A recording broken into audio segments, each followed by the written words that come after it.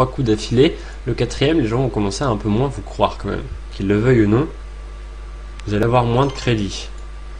Je sais pas trop, ce board, il est pas génial, mais on va quand même tenter un continuation bet, dans le sens où là, s'il a pas une paire servie, il va souvent fold. Maintenant, on a été payé. Honnêtement, ici, avec quoi il peut payer, ça va être une overpair et n'importe quelle paire et n'importe quel as en fait. Je pense qu'en fait, il fold pas un as sur ce board. Donc je suis pas sûr que le continuation bet était légitime.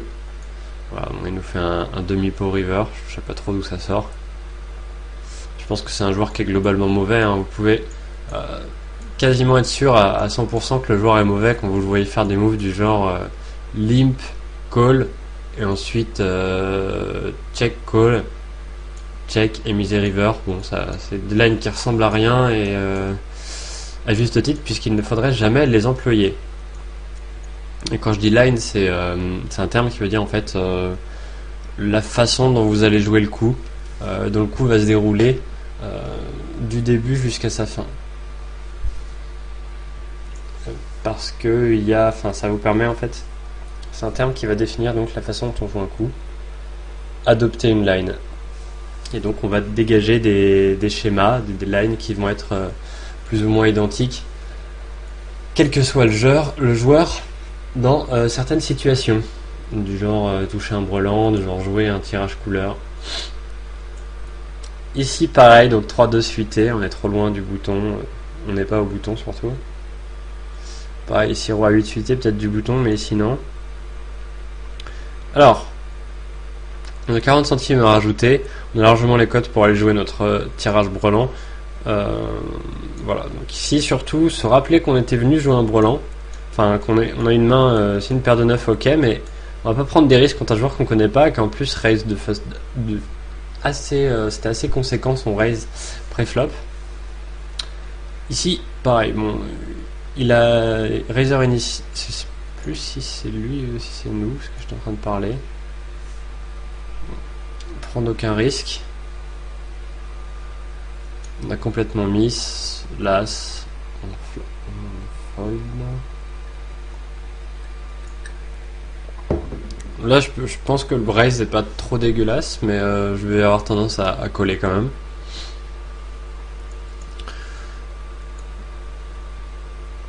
Puisque avec ma paire de 6, j'ai pas vraiment envie de jouer un pot contre un joueur que je connais pas trop, j'ai juste envie d'aller 7 miner, donc aller chercher mon brelan. Voilà, je l'ai pas touché, bon bah... j'abandonne le coup. Un style évidemment assez lisible, mais qui fonctionnera quand même très bien. Comme on l'a vu, on a des joueurs qui font un peu n'importe quoi, du genre limp under the gun. Alors, roi 5 suité, ça aurait été des connecteurs, je dis pas, on avait plus de possibilités, mais notre main elle est quand même assez faible niveau possibilités. Au final, on a envie de toucher une flush, ça sera même pas max. Et si on touche une paire de rois, on sera même pas à l'aise avec. Donc on fold. Toujours en fait se demander, même si vous n'arrivez pas trop à évaluer le range, c'est-à-dire l'éventail de mains avec lequel vous pouvez jouer selon la position, vous posez la question, est-ce que je vais être confortable à jouer cette main si je la touche? Quel est le pourcentage de chance que je la touche? Même pas, mathématiquement, pas besoin d'être exact, dire à 10-12%, non, c'est souvent, pas souvent, très souvent. Est-ce que j'ai beaucoup de possibilités avec cette main en fait? Donc cette main ici elle avait pas beaucoup de possibilités, si on touchait on était même pas max, et ensuite niveau paire on était complètement nul, parce que la moindre paire qu'on va réussir à attraper, et soit on va être mal kické, soit elle sera pas max. Si on touche une paire de 5, on sera kicker king, c'est bien, mais on a peu de chance d'avoir top paire. Si on touche le king, on aura un kicker 5, et on n'a pas envie de se retrouver hors de position avec ce genre de main. Donc on se dit, on la joue pas. Ça suffit pas. Ici, on paye nos 3 valets et on touche 2 paires. C'est sympatoche. J'ai envie ici de faire un check raise. S'il a un roi, il peut nous payer. Bon, on représente quand même un maximum de force en faisant ça, mais c'est un board qui a beaucoup de tirage. On n'a pas envie, s'il y a un tirage, de le laisser le faire gratos. Et puis on va augmenter la taille du pot, jamais s'il vous plaît top de paire.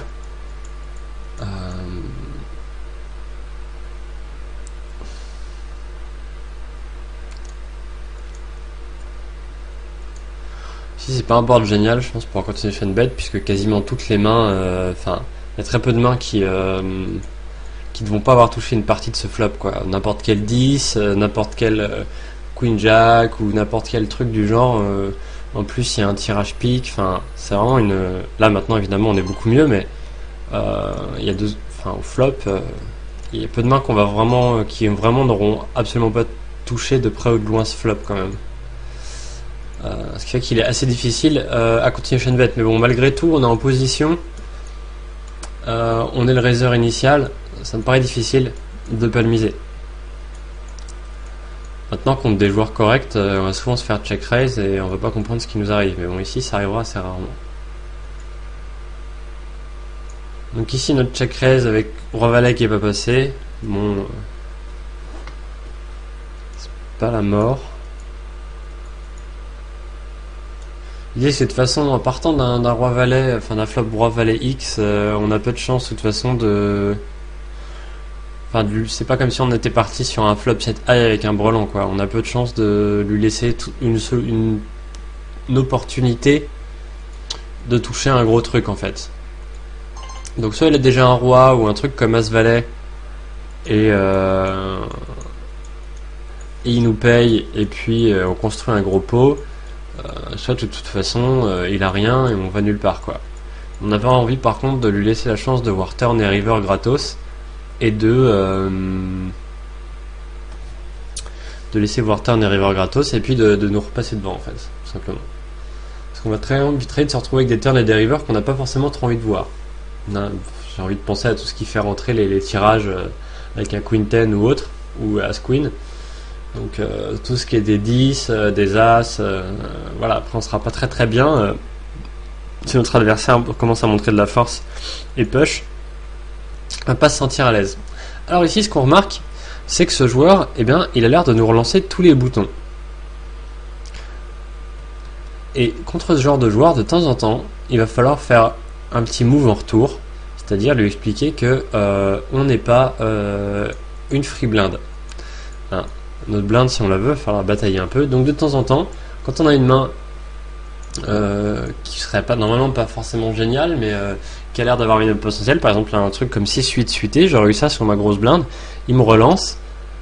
Ici, par contre, vous voyez, il relance du cutoff, mais il relance 40 centimes et pas 30. C'est intéressant aussi de regarder le size betting, c'est-à-dire la taille des bêtes de vos adversaires.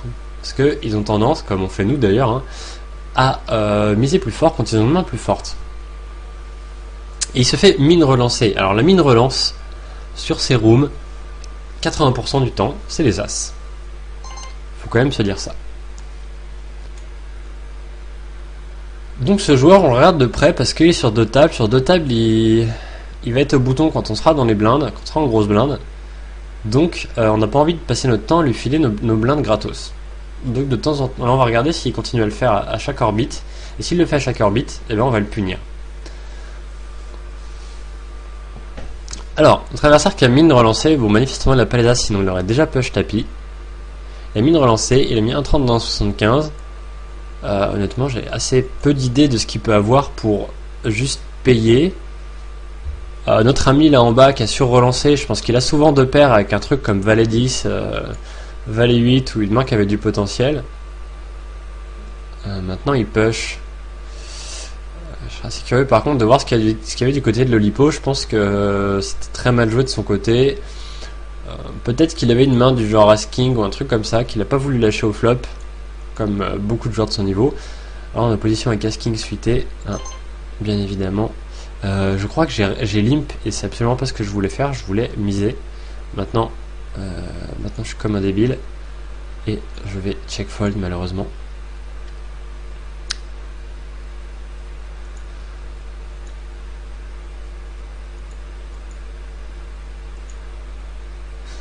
Ici je vais continuation bet que je suis en position parce que s'il a deux high cards il va très souvent les fold.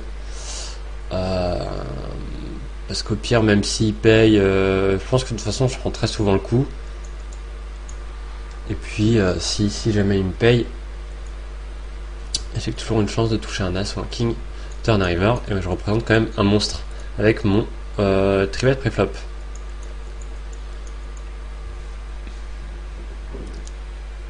Donc ici, voilà, notre adversaire, ce joueur qui a fait un mine relance, et c'était pas avec les As, donc peut-être prendre une note pour dire que la mine relance préflop, ça veut pas forcément dire qu'il a les As. Alors ici, on a été payé sur un board Queen 9. La turn elle est pas mal et pas géniale en même temps. Dans le sens où là, Valet 10 ça rentre. Mais voilà, on va continuer à être à bet parce que ce joueur là, on a peut-être bet un peu fort par contre. On aurait pu bet un petit peu moins fort. Genre 1 euro. Il aurait sûrement payé. Parce que ce joueur là, on a pris la note. Quand il a top pair, eh ben, il paye. On a envie de le faire payer avec des King Queen Jack, des King Queen, Queen 10. Toutes ces mains-là, on a envie de les faire payer.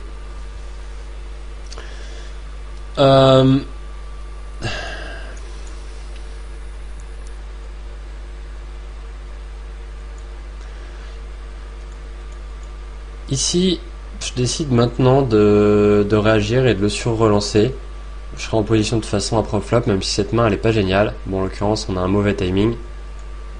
Il avait une main, mais c'est un joueur qui est très agressif, qui va relancer souvent des positions, qui va agresser souvent les blindes, et il faut de temps en temps ne pas se laisser dominer et réagir. Maintenant, je pense que c'était pas un bon timing là, j'ai pas réagi au bon moment.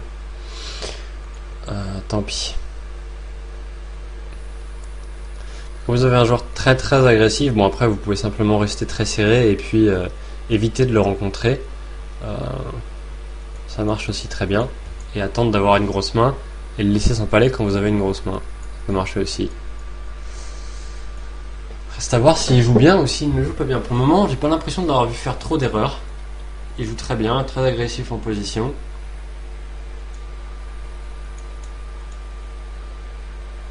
Bon alors ici un raise un peu complètement démesuré. Je reste 10 blindes en position. C'est vrai que j'ai tendance un peu à over-raise mes As-King.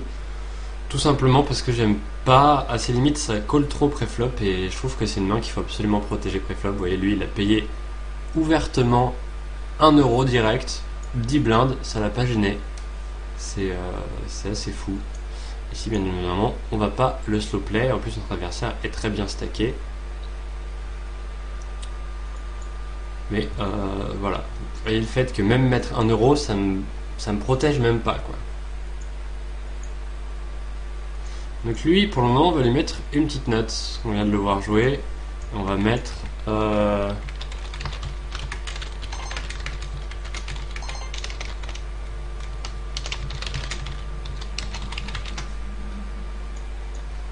Donc j'ai mis que c'est un joueur agressif des positions. Dernière position, donc ça va être bouton cut-off. Et je lui ai mis une petite pastille verte pour dire que c'était un joueur... bon... J'ai un code couleur un peu bizarre. Généralement, les gens ont tendance à mettre rouge agressif, attention, bon joueur. Genre rouge danger, il faut s'en méfier. Et vert, voilà, tranquille. Bon, mettez le code couleur qui vous convient. Moi, je me suis fait à celui-là. En gros, quand je mets vert, c'est que j'estime que le joueur sait jouer. Et donc, je vais faire attention quand le mec il a une pastille verte. Et quand je mets rouge, c'est-à-dire que le mec fait n'importe quoi. Il joue très mal. Et je vais pouvoir l'exploiter dans tous les sens. Et après j'essaie de mettre quand même des petites notes en dessous. Donc il y a différents profils de joueurs. Les profils que vous pouvez détecter, ça va être la calling station, c'est-à-dire le mec qui a jamais appris ce que c'était que le bouton fold, qui va call tout le temps quasiment pré-flop avec toutes ses mains, qui va call dès qu'il touche une paire, etc. etc. Il y a le joueur après passif, ultra passif, c'est-à-dire le joueur même s'il a les nuts un brelan, il va quasiment jamais miser. Il y a le joueur, c'est le fil à IV de base, c'est-à-dire le mec qui va vous faire ultra agressif, qui va vous faire des bêtes en continu, qui va vous rentrer dedans tout le temps et tenter de vous outplay. Donc contre ces joueurs-là, resserrez votre jeu et attendez d'avoir une main et puis rentabilisez-la, ça marche très bien. Et puis il y a le joueur qui joue à peu près correctement. Et puis il y a deux types de joueurs dans ces joueurs qui jouent correctement. Il y a celui qui est ultra lisible parce qu'il fait tout le temps la même chose, un peu comme nous en même temps, qu'on pourra exploiter si jamais on tombe sur lui. Et puis il y a le joueur qui joue correctement, un peu comme lui, qui mixe un peu son jeu, qui race, qui surrelance. Et que je conseille d'éviter. Quand vous détectez qu'un joueur joue bien, eh bien vous évitez de vous retrouver dans un pot avec lui au maximum. Parce que ça